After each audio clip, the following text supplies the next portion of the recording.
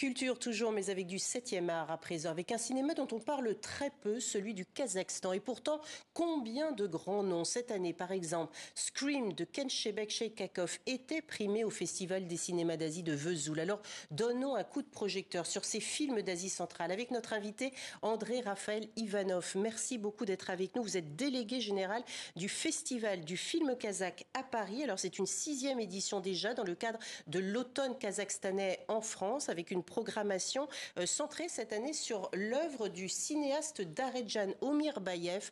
Bande annonce.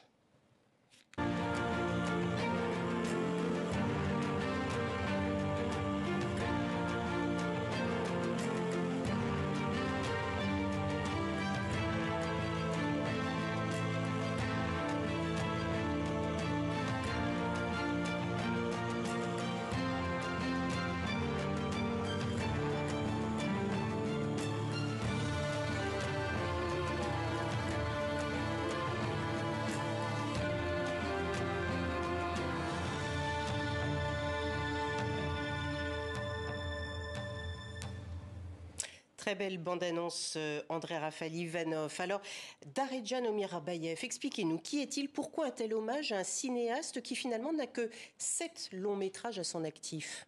Bonjour Isabelle, merci beaucoup pour cette possibilité de parler du cinéma, du 7e art et notamment du cinéma du Kazakhstan.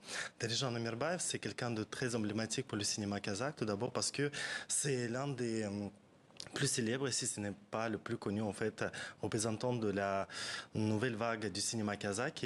C'est un événement dans la culture qui a apparu dans les années 80 et au début des années 90 à la suite de l'éclatement de l'URSS.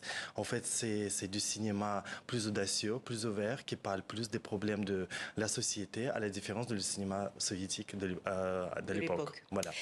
Ce festival du cinéma kazakh se tient justement en partenariat avec la Cinémathèque française. Il faut dire que le cinéma français a eu une influence également sur l'œuvre de Darejan Omirbayev. Oui, tout d'abord, il a beaucoup été influencé par un nombre de cinéastes français comme Jean-Luc Godard, Robert Bresson. D'ailleurs, en fait, il est souvent appelé par la presse et par les critiques de cinéma le Bresson kazakh. Voilà, donc il cite très souvent les films de Robert Bresson. Mais aussi, j'aimerais bien aussi parler en fait, du rôle de la France dans la formation des cinéastes kazakhs. Tout d'abord parce que ce sont des écoles de cinéma qui forment un nombre d'étudiants, mais aussi en fait les différents dispositifs d'aide au développement du cinéma, comme le fait par exemple le CNC, le ministère de la Culture de la France. Et beaucoup de cinéastes kazakhs sont devenus bien connus même dans leur propre pays à l'époque grâce à leur participation aux festivals tels que le Festival de Cannes, le Festival des Trois Continents à Nantes. Parce que sans la France, il n'y a pas de enfin sans la France, si, j'imagine qu'il y en a quand même du soutien de la part du gouvernement kazakh, mais insuffisant pour créer une réelle industrie du cinéma du film au Kazakhstan. En fait, le gouvernement kazakh développe beaucoup de cette industrie depuis nombre d'années, mais nombre de cinéastes ont commencé dans les années 90, à l'époque post-soviétique, où il n'y avait pas vraiment d'industrie de cinéma bien développée. Et la France a été l'un des pays qui ont contribué le plus avec les différentes aides qui existaient déjà. D'où la présence de ce festival du cinéma du Kazakhstan que vous avez créé. Pourquoi parle-t-on de Darejan Omirbayev comme le poète de la retenue? Est-ce que ces films, chez lui, tout est maîtrisé, le temps, l'espace, les dialogues? J'ai eu l'occasion de voir un de ces films, dont vous allez me rappeler le titre, lors de l'ouverture du festival. C'est extrêmement calme, c'est en noir et blanc, très peu de dialogue. Le film que vous avez vu s'appelle Kairat. Merci, Kairat, exactement. Tout simplement parce que en fait c'est un acteur complètement en fait méconnu à l'époque et c'était un acteur pas professionnel qu'on a juste trouvé dans la rue comme ça, et c'est en fait ce qui caractérise beaucoup le cinéma de Darejan Omirbayev, c'est cette fameuse retenue, la simplicité des choses, la contemplation simple de la vie qui nous entoure.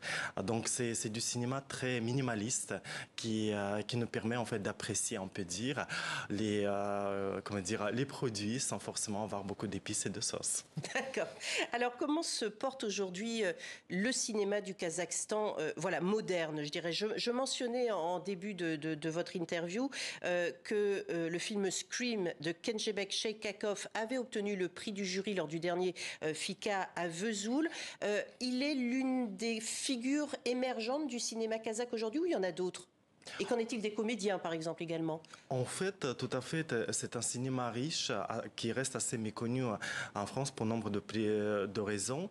Voilà. Mais en fait, il y a un bon nombre de cinéastes qui ont marqué en fait un peu les esprits à l'époque en fait dans les différents festivals, notamment celui du Festival de Cannes.